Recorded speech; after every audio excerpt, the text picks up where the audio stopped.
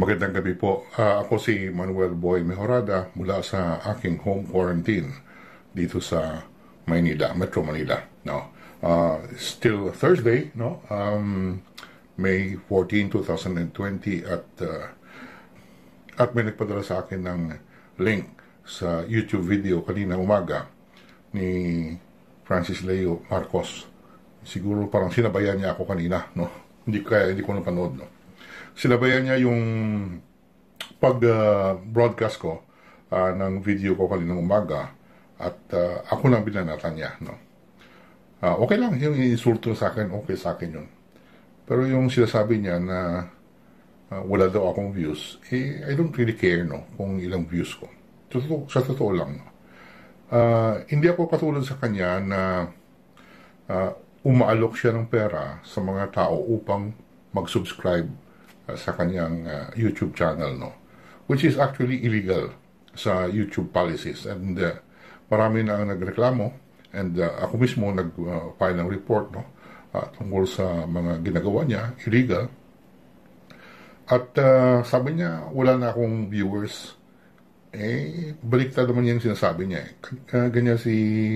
Ganyan talaga si FLM. Kung ano yung katotohanan binabaliktad. As I have already shown and illustrated a number of times, baliktad palagi ang sinasabi, no? So anyway, sinagot niya ako tungkol dun sa video ko na nag-violate siya at si Konsehal Pia Cabral ng enhanced community quarantine curfew and guidelines, no? And safety protocols nung gumawa sila ng distribution ng kalabasa at buhay na manok dyan sa may Taytay Rizal a few days ago. And sinasabi niya na meron daw siyang IATF. Ano ba yun? Ano bang IATF na sinasabi niya na meron siya? Siya ba ang IATF? Francis Leo, ang problema kasi sa iyo, hindi ka nag-aral, no? Yung pagkabobo mo hanggang ngayon nandyan pa. Magaling ka sa panluloko.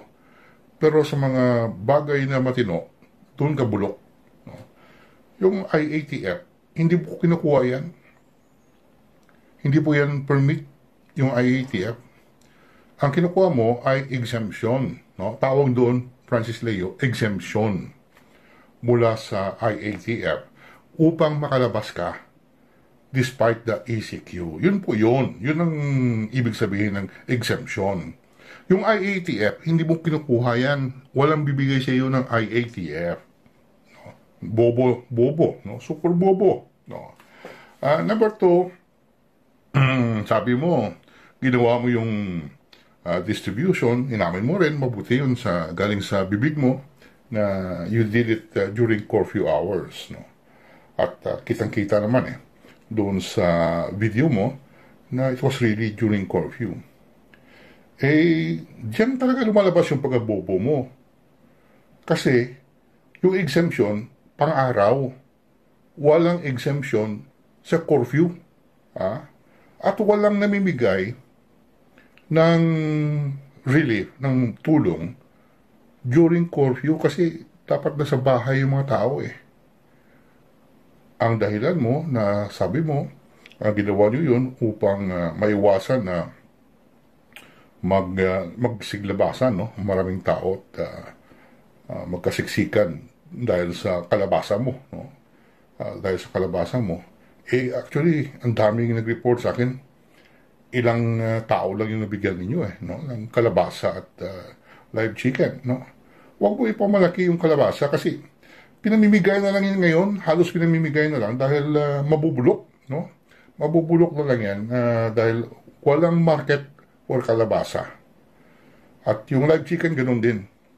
Yung mga poultry raisers ngayon ay kung sino lang bibili sa mga manok nila na buhay. Kasi pag tumagal yan sa kanilang poultry, dagdag pa sa gastos nila.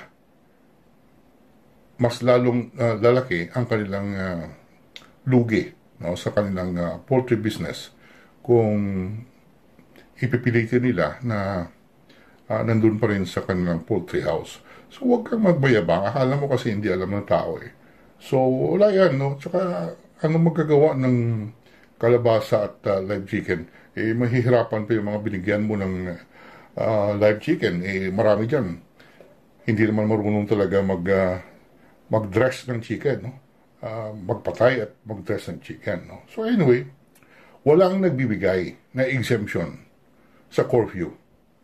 Ang curfew, binibigyan ng exemption kung may emergency, no? Kung kailangan mo pumunta sa ospital dahil manganak ang isang nanay, o inaatake sa puso ang isang pasyente, o ano dyan, no? Na emergency. Pero walang exemption. Kumuha ka ng, kung gusto mo kumuha ka ng patunay, pumunta ka kay Secretary Anyo at sabihin mo, Secretary, pakita ko sa kanila kay Boy Mejorada na meron akong IATF. Baka tanungin ka ni Secretary, anong IATF na sinasabi mo? Wala pong exemption sa curfew. Ang exemption sa curfew, sinabi ko na, for emergency reason. Tsaka yung mga frontliner na kailangan pumunta sa trabaho sa gabi, no, hanggang kinamugahan, o uuwi pa galing sa trabaho. So, frontliners. Aside from that, wala na po. There is no such thing as giving out relief, assistance during curfew hours. Kaya mali-mali yung sinasabi mo eh. Akala mo kasi, Francis Leo, kahit sa mga bagay na ito, ay mapapamaniwala mo yung mga tao. Eh, dumadami na ngayon ang talino warriors. Dumadami na at lumalabas na at binubulgar na. No? And they are denouncing what you are doing.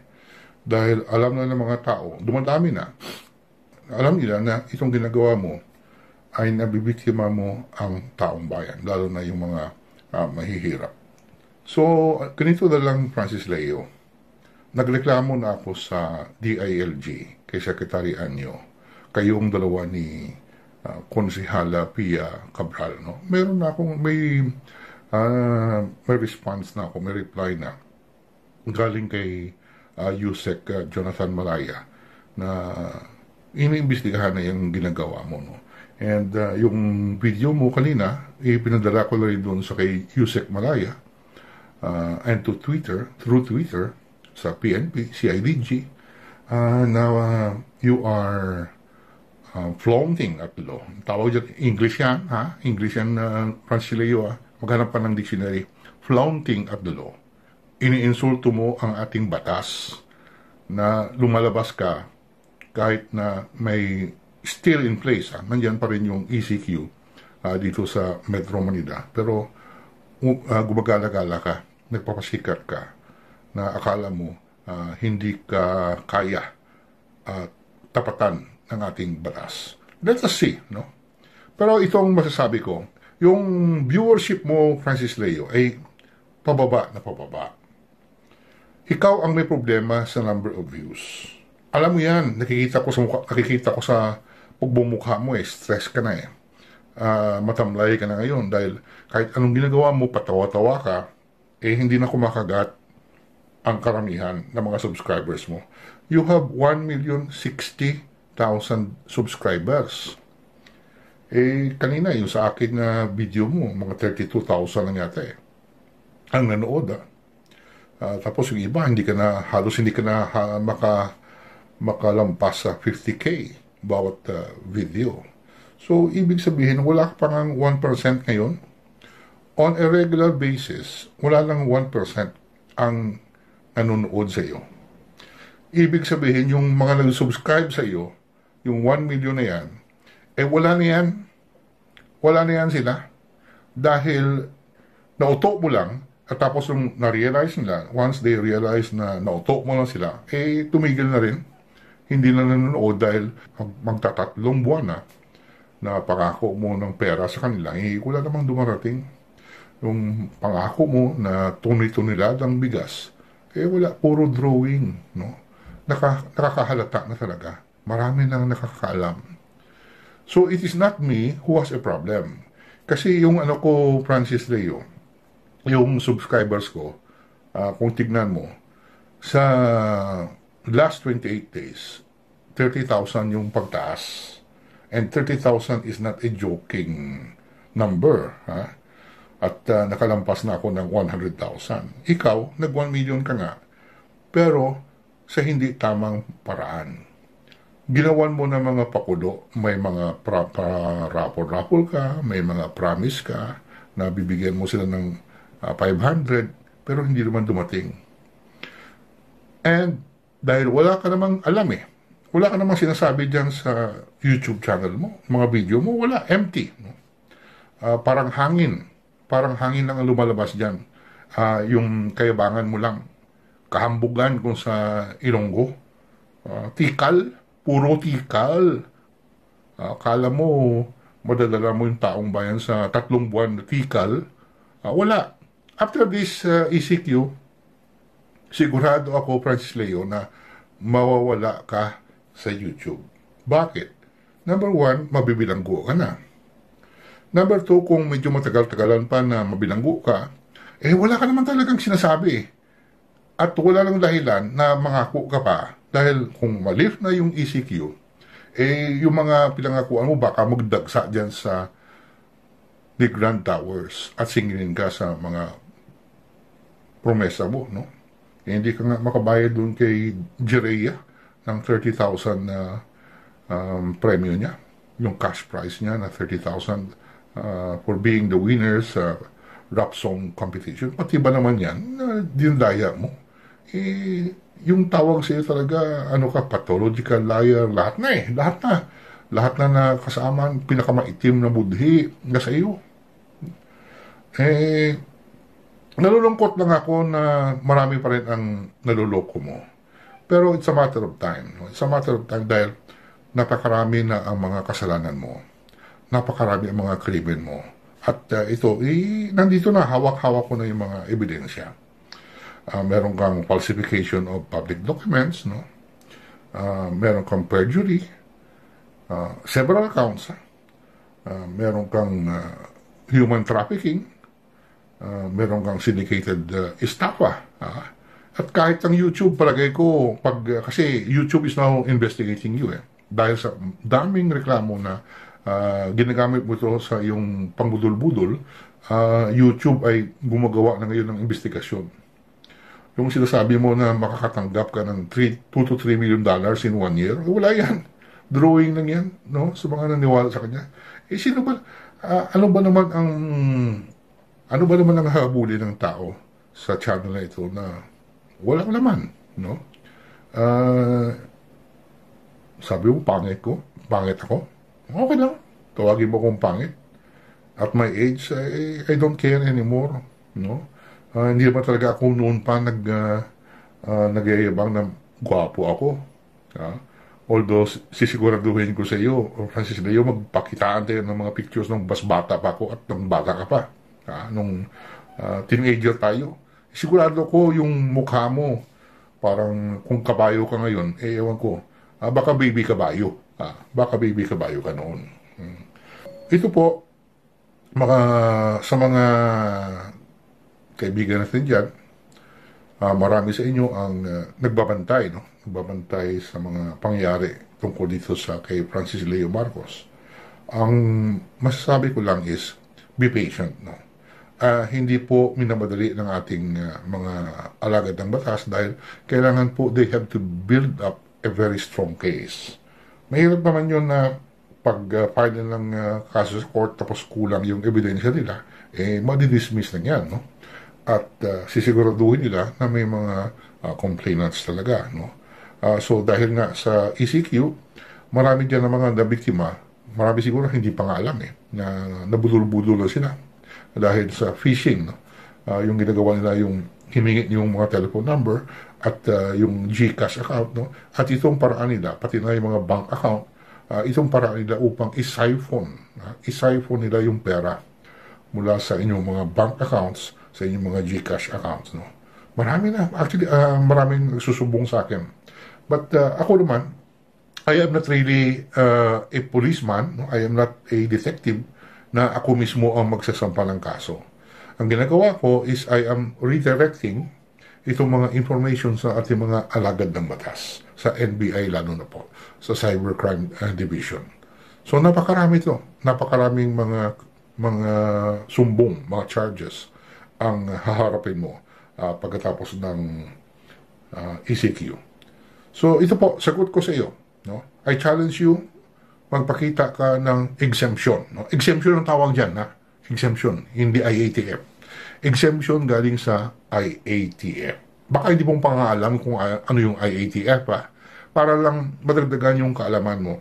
IATF stands for Interagency Task Force on COVID-19. Yun po yun, para tuturuan kita no, unti-unti. Number 2, walang exemption during curfew except for yung mga medical personal frontliners, no, mga emergency cases. Yun lang po talagang pinapayagan na lumabas during curfew. Number 3, yung mayor certificate, certificate of recognition yung binasa mo, hindi naman yun permit, no? Hindi yun permit. At kahit na may permit ka kay mayor ng Taytay, wala kang permit galing sa IATF na lumabas ng kondo mo diyan sa Legrand Tower, no? Ang sabihin mo na lang, aminin mo na nagtatago ka talaga, no? Ginagawa mo ito sa ganyang mga oras. Ang tawag dyan na Francis Leo, unholy hours. Yan po ang English term dyan, unholy hours. Dahil nagtatago ka, alam mo na marami kang atraso. Baka takot ka na rin sa ating mga alagad ng batas, no? Dahil siguro naaamoy mo na rin na they are closing down on you, no? So, number 3, yung social distancing kitang-kita no? Sabi mo, may coordination. Anong coordination kung kahit anong sabihin mo may coordination? Kung magkadikit-dikit kayo at kitang-kita yan sa video mo na wala kayong social distancing, pati ikaw, tinanggal mo yung face mask mo, violation pa rin yan. No? Violation pa rin yan. Ikaw siguro matagal-tagalan, pero mauuna po si Konsehal Pia Cabral. No? Mauuna siya dahil may administrative liability siya under the Anti-Graft and Corrupt Practices Act. Mauna siya dahil mabilis yan administrative, no? Mabilis lang yan na baka matanggal siya sa kanyang katungkulan, sa kanyang pwesto as an SB member of Taytay Rizal. At ikaw, criminal, no? Napakaraming criminal cases ang haharapin mo. So, sa mga naniniwala pa rin kay Francis Leo, ito ang ano ko sa inyo, not later than June 30, ha? Mahaba na yan. Not later than June 30, mawawala na yan sa ere. Mawawala na siya sa YouTube. Dahil nasa bilangguan na siya at magsasara na rin yung channel niya dahil wala namang manunood sa kanya. At kung wala nang manunood, wala na siyang mauuto pa na magbigay ng donasyon. So hanggang dito lang po tayo on this Thursday afternoon, May 14, 2020. Ako muli si Manuel Boy Mejorada mula sa aking home quarantine dito sa Metro Manila, Philippines. Salamat po.